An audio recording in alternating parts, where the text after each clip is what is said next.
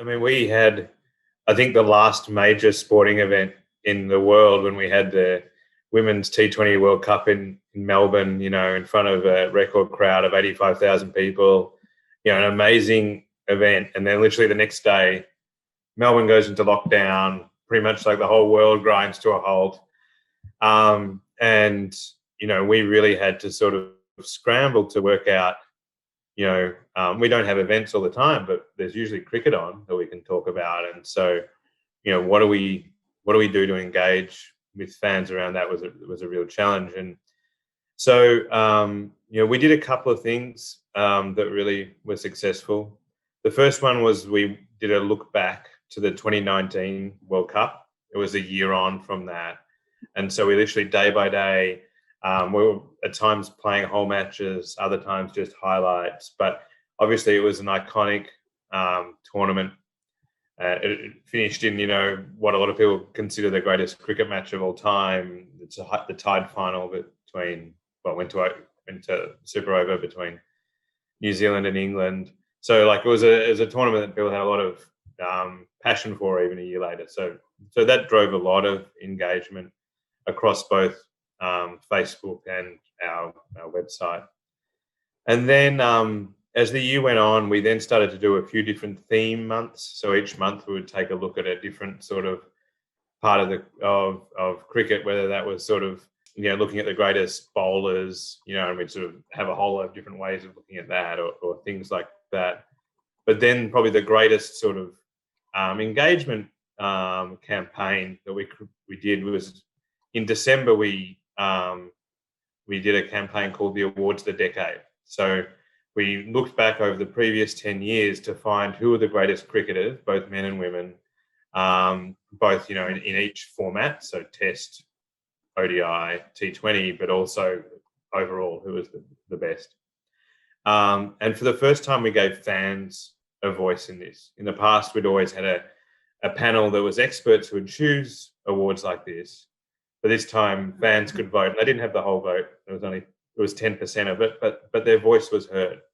And we thought that was a really important thing, just more generally, to become one of our pillars, is that we always want to make sure fans, at the end of the day, the fans own the game.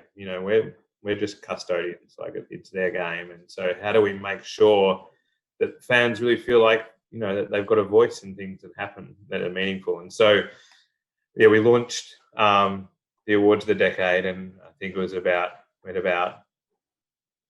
going to say 4.5 million votes, but more than 1.5 million people voted. More than 1.5 million individual people voted, and then obviously a lot of engagement and discussion and everything that came off the back of that was just a great success for us in not only driving raw engagement, but it was nice after what was a pretty terrible year for everyone to end on something that was really a celebration. Sport should always be a place where people get to escape, the realities of life for a bit. And, I felt like we really created an environment that allowed people to do that.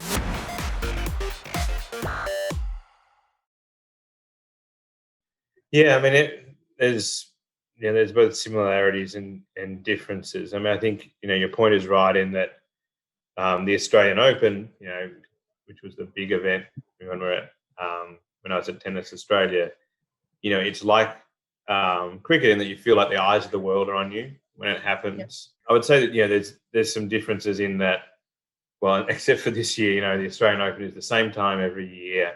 And, outside of that, the general interest for tennis disappears quite significantly in between the Grand Slams. Whereas, obviously cricket has these great peaks with World Cups, and IPL gets amazing, attention, but there's also the Ashes, there's all these other things. So there's less challenge to keep people engaged year round in cricket. And then I would also say there's sort of, I think the Australian Open is an amazing event. And, to attend it is, I encourage anyone to go. It's amazing. But, the again, it's sort of, I'd say the passion levels year round are a bit different between, an average tennis fan and an average cricket player. Both are exceptional experiences, but maybe a bit different in that way. So,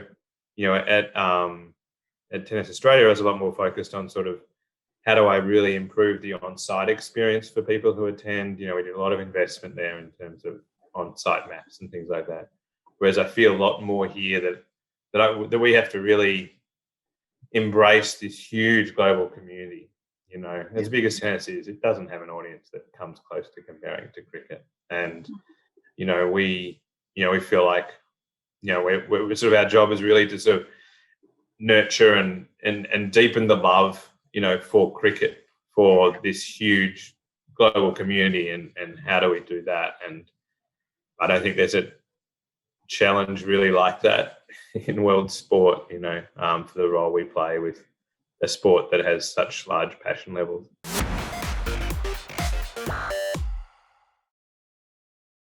I think there's sort of, with digital, it's interesting. You're sort of trying to still hit the same emotional notes that sort of people have always had around sport. The thing that differentiates sport from other entertainment options is that passion level, like the emotion, and I'd say like nostalgia that people have for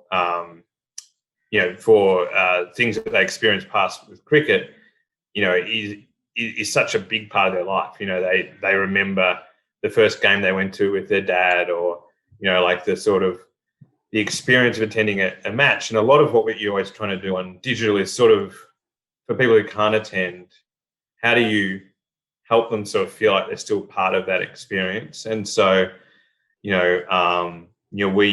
will work through sort of how best to use technology to do that this year. I think VR is an amazing experience. Still hasn't really scaled. Yeah. So, do you put your investment there? AR, tends to work, really well as sort of for people on ground. So maybe there's a role to play there. One area that I'm really interested that sort of has exploded is this sort of digital collectibles space, and sort of, how could you kind of, create a memento for people out of an event that sort of, has meaning. I'm not sure. It's a way of sort of saying, we're really keen, I guess, for people's digital experience around the World Cup later this year to be just as great as the people who get to be in the stadium, because, we can't get 1 billion people in a stadium. So how do we try and take that to everyone? And also, and we're really lucky to partner with, amazing technology companies, whether it's, what Star does in terms of their broadcast, or, things like Facebook and Instagram, and the awards of the decade that I talked about before. Instagram at their own, it worked with us to create special filters, AR filters, to drive awareness of that. And we're just so fortunate to get to work with, these really leading companies to create experiences like that for our fans.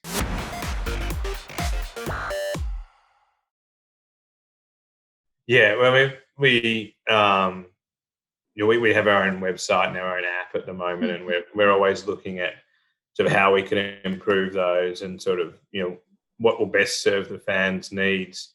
I think sort of where we're really looking at the moment is how do we keep talking to fans outside of events, and how do we constantly sort of have a conversation with fans that is meaningful to them, not just, and that it makes sense for us to be having that conversation with them. And so an example of that is we're launching the Cricket World Cup 2011 Rewind. So like I talked earlier about when we looked at 2019, this time it's 10 years from the 2011 World Cup, which people remember who won. But, it was a, iconic event, but a lot to do with, India's win on home soil, being the first country to win on home soil. And so, talking, as I was talking before about that sort of, that nostalgic emotion, it's so powerful for fans, and we're in a really good space to be able to drive authentic sort of emotions like that with fans. And so we think a lot about, well, how do we create content? Obviously highlights, but features and interactive quizzes and things like that kind of really are meaningful to fans.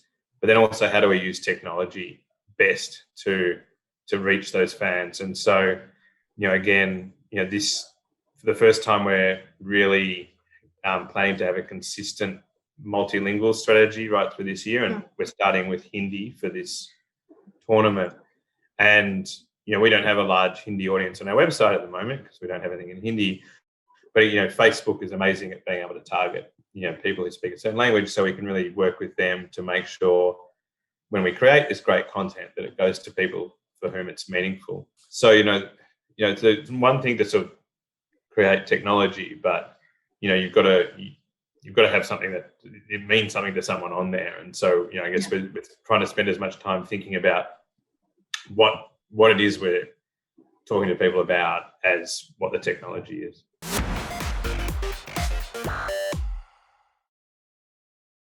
I mean, I think fantasy is a hugely important part of any sports ecosystem. A long time ago, when I was starting out my career in Australia, I was responsible for the early stages of like the most popular fantasy game in Australia called Supercoach. And and there's all these stats around the increased engagement with sport from people who play fantasy. So that, there's no question how important it is as part of that sort of that ecosystem.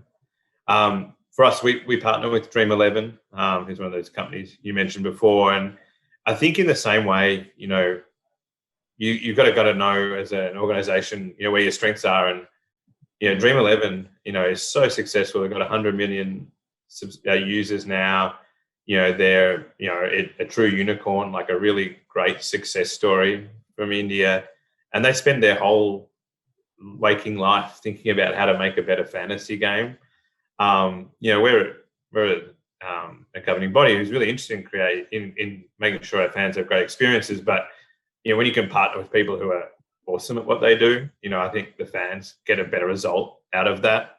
In the same way, we wouldn't set up a social network to compete with Facebook. They're great at that. So, and so like we'll always support. We as I said, we see that really important part of the sports fan experience. So we work with Dream 11 a lot to think about how can we bring our talents together to create great experiences. They worked with us on those awards of the decade last year. So it's I'm excited to see how they keep evolving their product.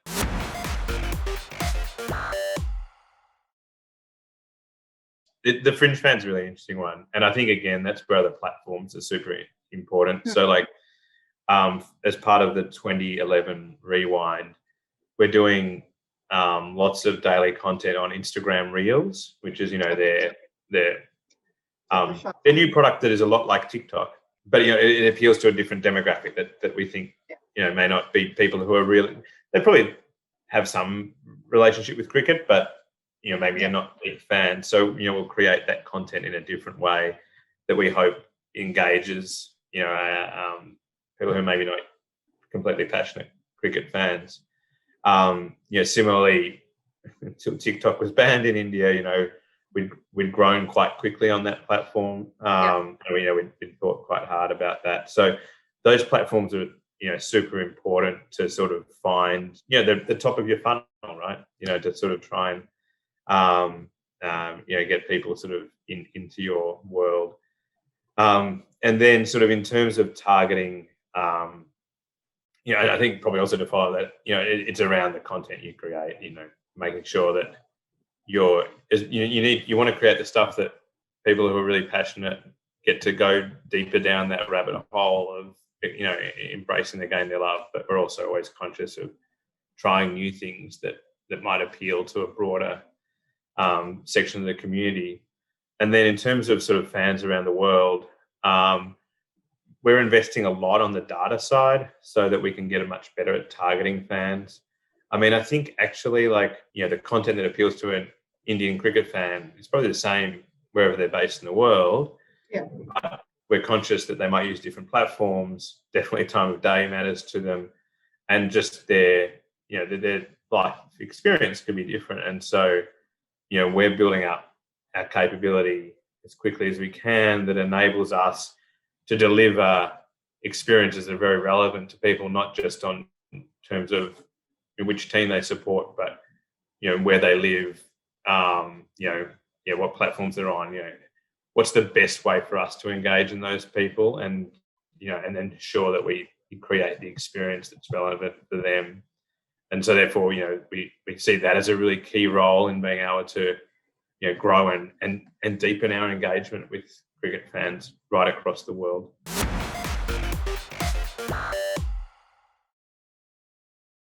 Yeah, the USA's got significant potential for the reasons you mentioned. Across our digital platforms, it would probably be definitely in our top 10, but often our top sort of 6 or 7 territories globally, which people may not expect. But yeah, that's a lot of people from the diasporas of either Indians, Pakistanis, Bangladeshis, people out of the Caribbean. And so while we haven't sort of created sort of bespoke content for them, we are thinking a lot about sort of how we might be able to create a product that's maybe relevant to people in that market, where everyday media probably doesn't cover cricket the same way it does in maybe some other countries. And so maybe we have an outsized role to play there in sort of, helping people stay on top of cricket. I'm not sure, we haven't sort of thought that through, but we really feel like there's, that market has a lot of potential for us, going forward.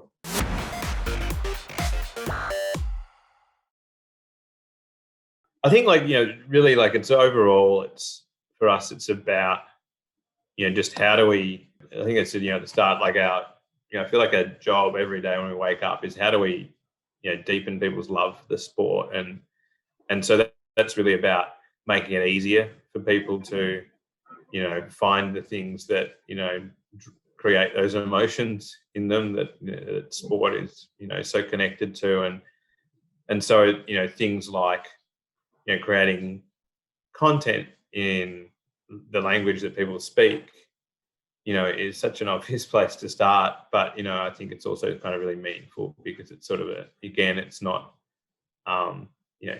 we're committing to it very wholeheartedly. And while we're starting with Hindi, we'll move into other languages through the year.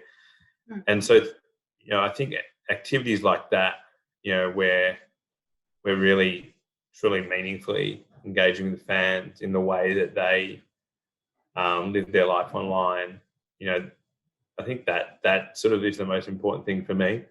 That we're not sort of over here in an ivory tower, but we're really engaging with the fans on a daily, or hourly or minute by minute basis in a way that's really meaningful for them. And then I think if we manage to do that, then only good can come from that.